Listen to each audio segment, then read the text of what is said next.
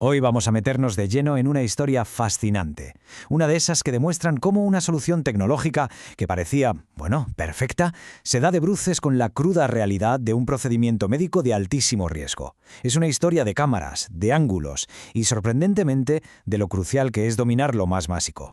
Y todo empieza justo aquí. Estamos hablando de un procedimiento que se hace todos los días en hospitales de todo el mundo, pero que, ojo, tiene un riesgo fuera de lo común. Quedarse con esta idea, con esta tensión, es fundamental para entender todo lo que viene después. Bien, para entender la historia, lo primero es entender el escenario. Hay que ponerse en situación. Hablamos de un procedimiento donde hay muchísimo en juego, donde el éxito a la primera, pues no es que sea una opción, es que es una obligación. Vale, hablamos de la intubación endotraqueal, un procedimiento que, literalmente, salva vidas al asegurar la vía aérea del paciente. Pero, y aquí está el gran pero, en pacientes críticos, cada intento es un mundo. Los estudios lo dejan clarísimo. Cuantos más intentos de laringoscopía, más complicaciones graves. Así que, insisto, el éxito a la primera no es solo un objetivo, es una necesidad absoluta.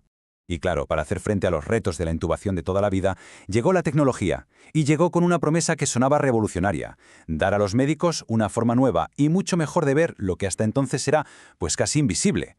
Para que nos hagamos una idea, antes, con la laringoscopia directa, había que alinear, casi haciendo malabares, los ejes oral, faringio y laringio para poder ver. Era como intentar aparcar de oído usando solo los espejos. En cambio, la videolaringoscopía, ¡buah!, es como tener una cámara de aparcamiento de alta definición. Lleva una camarita en la punta y te da una imagen perfecta de la glotis en una pantalla.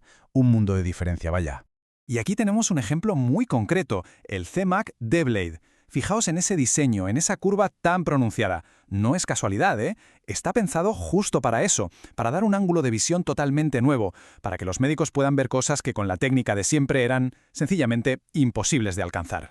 Pero claro, aquí es cuando la historia se pone interesante y da un giro. Todo el mundo esperaba que esta tecnología tan avanzada mejorara los resultados al instante, pero no fue así. Y aquí es donde nos topamos de frente con lo que se conoce como la paradoja de la experiencia. Porque, a ver, la lógica parece aplastante. Si ves mejor, tienes mejores resultados, ¿verdad? Pues esa es la suposición que, lógicamente, hizo todo el mundo.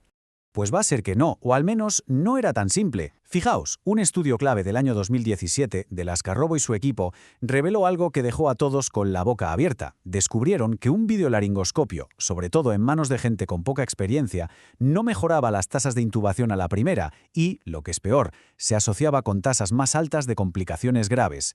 O sea, que la herramienta por sí sola no era la solución mágica. Entonces, la pregunta era obvia. ¿Qué estaba pasando? Bueno, pues la respuesta, como suele ocurrir, estaba en los datos. Al empezar a analizar estudios, surgió un patrón que era clarísimo, como se ve aquí. El éxito a la primera no dependía solo de tener la mejor herramienta, sino de quién la estaba usando. La experiencia del médico era el factor decisivo, y la curva de aprendizaje, como vamos a ver ahora, es tremenda. Es que mirad esta comparación porque es brutal. Un operador novato, con menos de 5 intentos, tiene una tasa de éxito por debajo del 50%. La mitad. Pero un experto, con más de 15, ¡zas!, la tasa se dispara hasta el 87%. La diferencia es un abismo y demuestra una cosa: el aparato es tan bueno como las manos que lo manejan. Vale, entonces, la pregunta del millón es, ¿cuánta práctica hace falta para dominar el cacharro este? Pues los estudios apuntan a una cifra, unos 75 intentos. 75 para llegar a tener un 90% de probabilidades de hacerlo perfecto. Vamos, que esto no es algo que se pille en 2 tardes. Pero ojo, que la historia no acaba aquí. La experiencia no era la única pieza del puzzle. La investigación sacó a la luz otro factor clave, y este era sorprendentemente simple, casi de sentido común: la posición del paciente. Resulta que en algunos pacientes, sobre todo en los que tienen obesidad mórbida, la propia anatomía es el principal obstáculo. En esta imagen se ven los dos enfoques. A la izquierda la posición de siempre, la de olfateo, y a la derecha la posición en rampa, que básicamente consiste en elevar la parte superior del cuerpo y la cabeza para que la vía aérea se alinee mejor. Una solución súper sencilla, de baja tecnología, para un problema que intentábamos arreglar con alta tecnología. Y los datos que respaldan esta técnica son, sencillamente, espectaculares. Vamos con el primer paso, la ventilación con mascarilla. En la posición de siempre, casi un 35% de los casos daban problemas. Con la posición en rampa, ¿sabes a cuánto bajó? A un 2,5%. La diferencia es una locura. Y en un procedimiento como este, donde cada segundo cuenta, fijaos en el tiempo total de intubación, se redujo casi a la mitad. Pasamos de casi 41 segundos en la posición normal a solo 22,5 en la posición en rampa. Esos 18 segundos pueden ser, literalmente, la diferencia entre la vida y la muerte.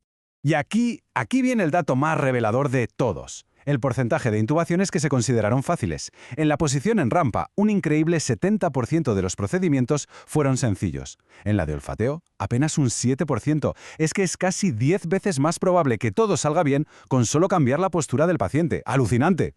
Entonces, ¿cuál es la gran lección de todo esto? ¿Qué sacamos en claro de esta paradoja tecnológica? Pues que todo se puede resumir en una especie de manual moderno para una intubación con éxito. La gran lección es esta.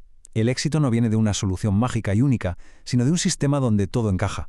Primero, necesitas la herramienta adecuada, claro, como un videolaringoscopio para ver perfectamente. Segundo, necesitas la formación adecuada, para que la persona que usa esa herramienta sepa lo que hace.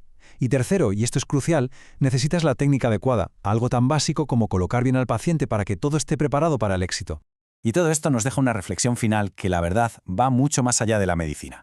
¿Cuántas veces nos obsesionamos con buscar la solución más tecnológica, el último cacharro, cuando la verdadera clave del éxito está en dominar lo más básico? A veces la innovación más grande es simplemente acordarse de los fundamentos.